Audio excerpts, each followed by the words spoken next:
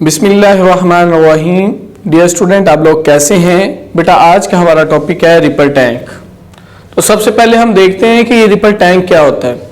तो बेटा आप लोगों ने याद रखना है कि रिपल टैंक एक ऐसी डिवाइस है, एक ऐसा आला है जिसकी मदद से हम पानी के ऊपर जो वेव्स पैदा होती हैं उसकी खसूसियात, उसकी करैक्टरिस्टिक्स को स्टडी कर सकते हैं। ठीक हो गया।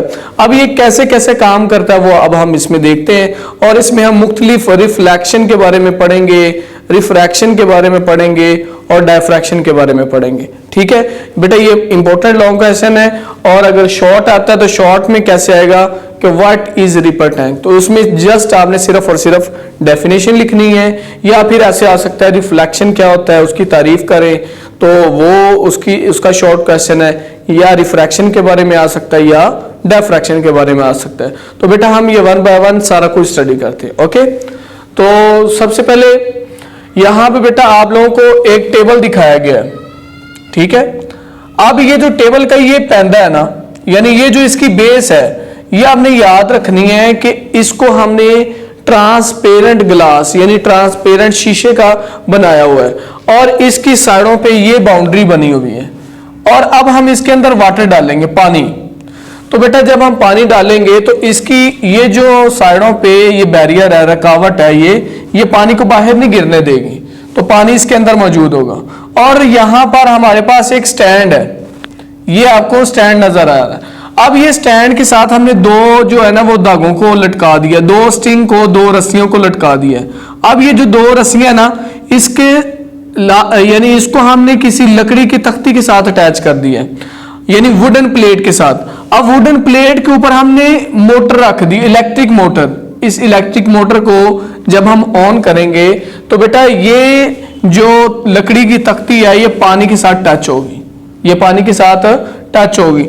और ये जो पानी का पैंदा है, यानी ये जो सारा ऊपर वाला टेबल है, ये जमीन से तकरीबन आधा मीटर, हाफ मीटर ऊंचा है। ठीक हो गया। अच्छा, जब हम इसको ऑन करते हैं तो ये वाइब्रेटर की जो ये लकड़ी की जो तख्ती है ना, ये इस तरह से वाइब्रेट करती है। तो बेटा जब ये ऐसे वाइब्रेट करेगी तो पानी के साथ टच होगी, दूसरी दफा ऐसे टच होगी, दो वेव प्रोड्यूस होंगी। जितनी दफा ये पानी के साथ टच होगी उतनी ज्यादा वेव प्रोड्यूस होगी। ये बात क्लियर होगी। अच्छा, अब हम इसके ऊपर ना यहाँ पे एक इलेक्ट्रिक बल्ब लगा देते हैं, इलेक्ट्रिक लैंप या इलेक्ट्रिक बल्ब। ठीक हो गया।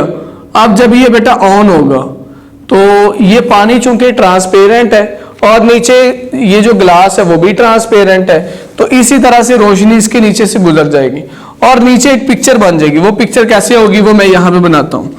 वो इस तरह से होगी, डार्क लाइन, फिर थोड़ी सी स्पेस छोड़ के फिर डार्क लाइन, और फिर थोड़ी सी स्पेस छोड़ के फिर डार्क लाइन, और इसी तरह अप टू सो ऑन।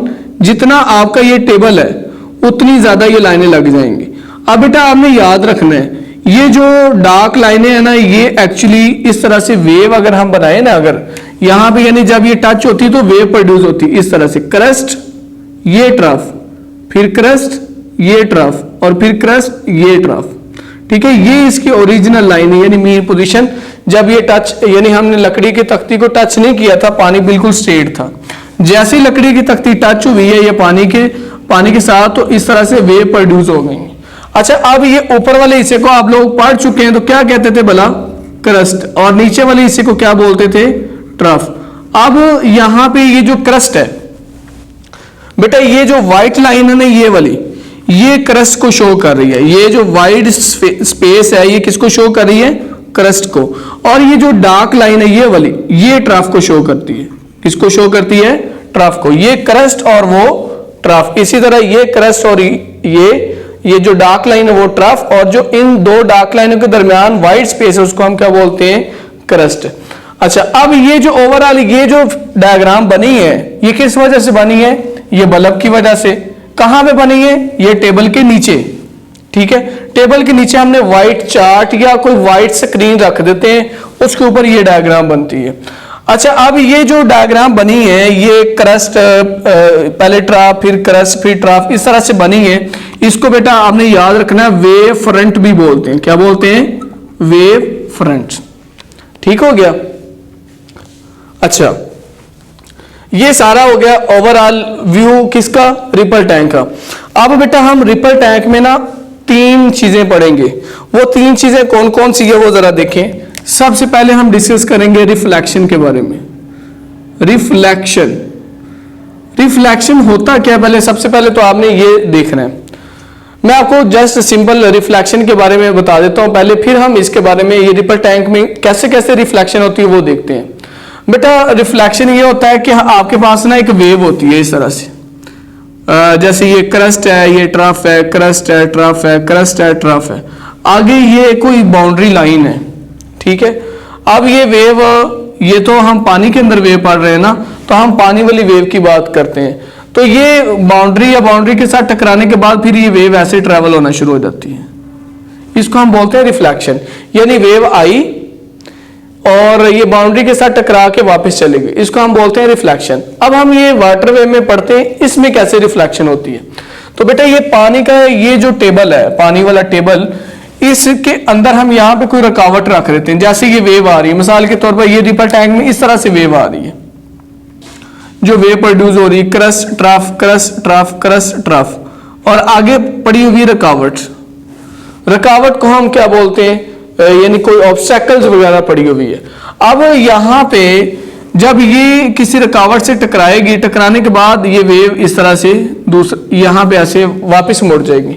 तो बेटा ये देखा ये गया है कि यहाँ पे जो एंगल है ना, यहाँ पे हम नॉर्मल लाइन बनाते हैं। नॉर्मल लाइन हम किसको बोलते हैं, कोई भी सरफेस के ऊपर जब आप 90 डिग्री एंगल पे लाइन बना देते हैं ना, उसको हम बोलते हैं नॉर्मल लाइन। अब ये जो एंगल इंसिडेंट वाला है, ये हमेशा रिफ्लेक्टेड एंगल के बराबर होता है। इंसिडेंट एंगल किसके बराबर होता है, रिफ्लेक्टेड एंगल। क्यों, चूंकि रिफ्लेक्शन हुई है ना, तो इसलिए हम ये इंसिडेंट एंगल कह देते हैं और इसको क्या बोल देते हैं, रिफ्लेक्टेड एंगल। क्लियर होगी बात। अच्छा, अब हम इसकी तारीफ कैसे करते हैं, डेफिनेशन इसकी कैसे करते हैं। तो बेटा हमारे पास यहाँ पे ना 2 मीडियम है। लेट यहाँ पे ये मैं कह देता हूँ ये वेव पानी के अंदर आ रही थी, तो हमारे पास जो एक मीडियम है ना वो वाटर है, जबकि दूसरा मीडियम हमने कोई ऑब्स्टेकल रखी थी, ऑब्स्टेकल, ठीक है। तो पानी के अंदर वेव आई, यानी एक मीडियम में आई, दूसरे मीडियम के साथ टकराने के बाद ही वापस चली गई। इस तरह से कि angle of incidence angle of reflection के बराबर होता है, इसको हम बोलते हैं रिफ्लेक्शन। क्या बोलते हैं, रिफ्लेक्शन। तो हम ये रिपल टैंक में रिफ्लेक्शन को स्टडी करते हैं। Number 2 refraction, refraction. अब बेटा ये रिफ्रैक्शन को आपने गौर से सुनना है, इसमें से एमसीक्यूज आते हैं, यही कॉन्सेप्ट आपकी बड़ी क्लासेस में है, तो आपने इसको गौर से सुनना है। अच्छा जी, रिफ्रैक्शन क्या होता है, इसको अब मैं रिफ्लेक्शन वाले पोर्शन को कर रहा हूं अरेज। ये हो गया हमारा रिफ्लेक्शन। अब हम यहाँ पे कोई ट्रांसपेरेंट ग्लास स्लैब लेते हैं, ट्रांसपेरेंट ग्लास स्लैब जो तकरीबन इतनी मोटी हो, ठीक है। लेट पानी की जो गहराई ना वो इतनी है, तो हमने इतनी मोटी स्लैब जो पानी के अंदर रख दी। यहाँ पे आधे जो है ना, ये इतना है ना टेबल, आपने आधे टेबल में इतनी मोटी स्लैब जो है ना इसके पानी के अंदर रख देनी है, ताकि वहां पे पानी की गहराई कम हो जाए, ठीक है। यानी कि हमारे पास अब 2 पोर्शन बन गए, एक ज्यादा गहरे वाला पानी और एक कम गहरे वाला पानी। अब हम फिर दोबारा ये जो वुडन प्लेट है जिसके ऊपर इलेक्ट्रिक मोटर पड़ी हुई है, उसको हम इस तरह से ऑन करेंगे, वो टच करेगी तो वो वेव प्रोड्यूस होंगी। तो बेटा जैसे ही वो वेव प्रोड्यूस होंगी, तो देखा ये गया कि जब वेव ज्यादा गहरे पानी से कम गहरे पानी में आती है ना, तो उसकी शेप कैसी बन जाती है वो मैं आपको दिखाता हूं। अगर मैं सिर्फ ये इसके वेव फ्रंट की बात करूं, ये जो मैंने वेव फ्रंट बनाए हुए हैं, इन वेव फ्रंट की मैं बात करूं तो इसकी शेप कुछ यूं हो जाती है। यहां पे देखिएगा, ये मैंने बना दिया लेट ट्रफ, आगे वाइट स्पेस क्रस्ट, और फिर आगे ट्रफ, फिर आगे क्रस्ट, और फिर ये डार्क लाइन ट्रफ की आ गई। इसी तरह लेट ये जो है ना, ये डीप वाटर में था, ये किस में था, डीप वाटर में। यहां पे मैं लिख देता हूं डीप, क्योंकि हमने इसको जो पूरा टेबल है ना, इसको हमने 2 में डिवाइड कर लिया है, ज्यादा गहरा पानी, कम गहरा पानी। तो पानी जब ज्यादा गहरा था तो उसकी वेव फ्रंट की डायग्राम ऐसे थी, जैसे वो कम गहरे पानी में दाखिल हुआ तो फिर उसकी शेप कैसी बन जाएगी वो जरा देखें, वो बड़ी इंटरेस्टिंग चीज है। इस तरह से ऐसे ऐसे। अब यहां पे मुझे ये बताएं कि ये लाइनें ज्यादा स्पेस्ड है, ये लाइनें खुली खुली हैं। अब हमें पता है कि दो जो ट्रफ होते हैं ना, उनके दरमियान ये जो डिस्टेंस होता है, यानी यहां से लेकर यहां तक का जो डिस्टेंस, इसको हम बेटा क्या बोलते हैं भला? इसको बोलते हैं वेव लेंथ। क्या बोलते हैं? Wave length. ये हम पीछे पढ़ चुके हैं। तो ये जो वेवलेंथ है यहां पे डीप वाटर में ज्यादा है। अगर यहां पे देखें, ये हम कहते हैं कम गहरा पानी, यानी शैलो वाटर। ठीक है, तो ये शैलो वाटर में जो है वो वेवलेंथ कम है। तो यहां से हमें ये एक चीज समझ आती है कि जब पानी ज्यादा गहरे पानी से कम गहरे पानी में दाखिल होता है ना, तो उसकी वेवलेंथ कम हो जाती है। उसकी वेवलेंथ क्या हो जाती है? कम। अब कौन कौन सी चीजें ऐसी चेंज होती हैं वो अब हमने देखनी है। तो बेटा हमने ये देखा, ये है कि जब रिफ्रैक्शन होती है तो ये वाली चीजें चेंज हो जाती हैं। वो कौन कौन सी चीज? नंबर 1 तो हमने देख ली वेव लेंथ। वेव लेंथ ये चेंज हो जाती है। Number 2 direction.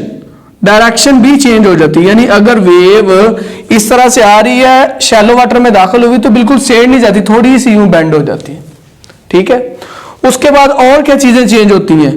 तो बेटा आपने याद रखना है, यहां पे ना मैं सिंपल रिफ्रैक्शन के बारे में आपको, यानी डायरेक्शन चेंज होती है तो उसका जो इंसिडेंट एंगल होता है ना, रिफ्रैक्टेड एंगल, वो चेंज हो जाता है, यानी एंगल भी चेंज हो जाता है। अब ये एंगल किस तरह से चेंज होता है मैं यहां पे डायग्राम बना के आपको दिखाता हूं। लेट यहां पे ये देखें बेटा, इस तरह से था, यानी ये आपके पास वेव थी जो डीप वाटर में आ रही थी। जो किस में आ रही थी? डीप वाटर में।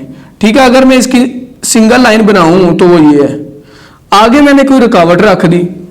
ठीक है, ये रुकावट थी जो जिसकी वजह से पानी कम गहरा था। यहां पे पीछे तो गहरा पानी था ना, आगे हमने स्लैब रख के कम गहरा पानी किया है, और यहां पे कुछ शेप यूं बन जाती है, इस तरह से डायरेक्शन चेंज हो जाती है। और ये जो इनके दरमियान ये जो डिस्टेंस है ना, वो भी क्या हो जाता है?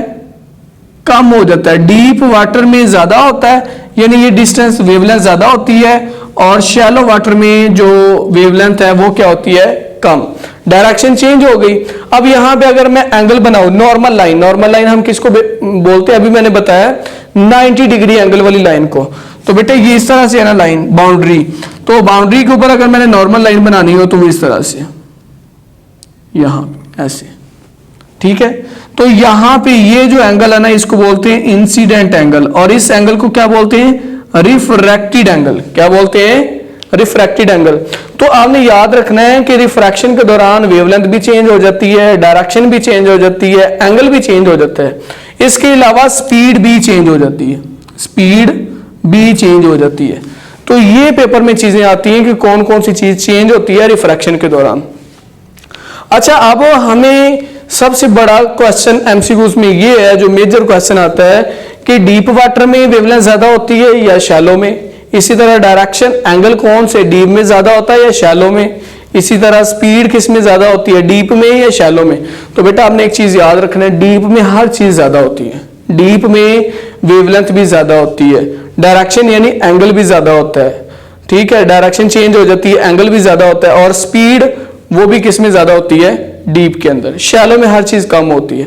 अच्छा, एक जो चीज है ना वो नहीं चेंज होती, वो कौन सी चेंज, यानी ये चेंज हो जाती है चीजें, जो चेंज नहीं होती वो कौन सी है? वो यहां पे मैं लिखता हूं, अनचेंज वाली चीजें मैं यहां पे लिखता हूं।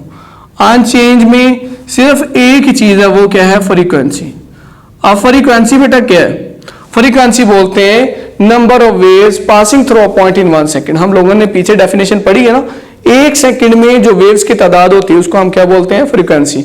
तो बेटा ये जो वुडन प्लेट है, इसने अगर एक दफा टच किया तो वही वेव आगे जानी है, चाहे वो डीप वाटर है चाहे वो शैलो वाटर है। तो यानी कि जो वाइब्रेटर की फ्रीक्वेंसी होगी, जितनी स्पीड से वो वाइब्रेट कर रहा है, उतनी ही पानी के अंदर वेव पैदा होनी है, और वही डीप में और वही क्या है? शैलो में। फ्रीक्वेंसी चेंज नहीं होती, बाकी हर चीज चेंज हो जाती है। तो यहां तक तो हमने डिस्कस कर लिया रिफ्लेक्शन, और फिर हमने आगे क्या डिस्कस कर लिया? रिफ्रैक्शन। और लास्ट हमारा रह गया डायफ्रैक्शन। अब डायफ्रैक्शन क्या होता है? तो बेटा डायफ्रैक्शन के लिए मैं यहां पे एक्सप्लेन कर देता हूं इस तरह से। डायफ्रैक्शन की बात करते हैं। डायफ्रैक्शन हम बेटा बोलते हैं, अगर हम यहां पे, अब वो जो ग्लास स्लैब हमने पानी के अंदर रखी थी ना, वो हमने निकाल दी। अब सारे पानी की गहराई एक जैसी है। अब हम ना इसके अंदर वेव प्रोड्यूस करवाएंगे वुडन प्लेट की ऊपर जो वाइब्रेटर पड़ा हुआ है ना, यानी जो मोटर पड़ी हुई है उसको ऑन करके इस तरह से तो वेव प्रोड्यूस होगी। अब हम क्या करते हैं बेटा, इसके दरमियान में ना यहाँ पे दो रुकावटें रख देते हैं, ऑब्स्टैकल जिसको बोलते हैं, रुकावट रख दी और इनके दरमियान जो है ना डिस्टेंस थोड़ा सा छोड़ के फिर यहाँ पे एक रुकावट रख दी। अब जब वेव इसके अंदर से जाएगी ना इस तरह से, तो ऐसे जो है ना वो वेव्स बन जाएंगी सर्कुलर, ठीक है। यानी पहले वेव ऐसे सीधी थी, पहले वेव क्या थी, सीधी। जैसे ही ये ऑब्स्टैकल के अंदर से गुजरी है तो वो वेव की शेप ऐसे हो गई, बेंड हो गई। तो ये बेंडिंग को हम बोलते हैं डिफ्रैक्शन। बेंडिंग को हम क्या बोलते हैं, डिफ्रैक्शन। यानी और बेंड भी हो रही है और आगे आगे स्प्रेड भी हो रही, फैल रही है। द बेंडिंग और spreading of wave is known as a diffraction. तो अब यहां पे एक एमसीक्यू आता है कि जो डिफ्रैक्शन है आपको क्लियर कब नजर आती है, तो आपने याद रखना है बेटा, ये जो वेव है इनकी जो भी वेवलेंथ होगी, 2 मिलीमीटर है या 2 सेंटीमीटर, वट एवर जो भी वेवलेंथ है, जो वेवलेंथ इनकी होगी, अगर ये दो रुकावटों के दरमियान जो डिस्टेंस है वो वेवलेंथ के बराबर होगा, यानी जितनी इसकी वेवलेंथ है उतनी ही इसकी वेवलेंथ होगी, तो इनके दरमियान जो डिस्टेंस है उसकी यानी डिस्टेंस भी उतना ही होगा, तो फिर ये जो है ना आपके पास रुकावट ये बिल्कुल आपको क्लियर और सेमी सर्कल नजर आएगी। सेमी सर्कल का मतलब होता है हाफ सर्कल। ये आप देखिए इस तरह से बन रही है ना, तो ये हाफ सर्कल, फुल सर्कल तो होता तो वो ऐसे होना था ना, सेमी सर्कल फिर क्लियर दिखाई देती हैं, ठीक है।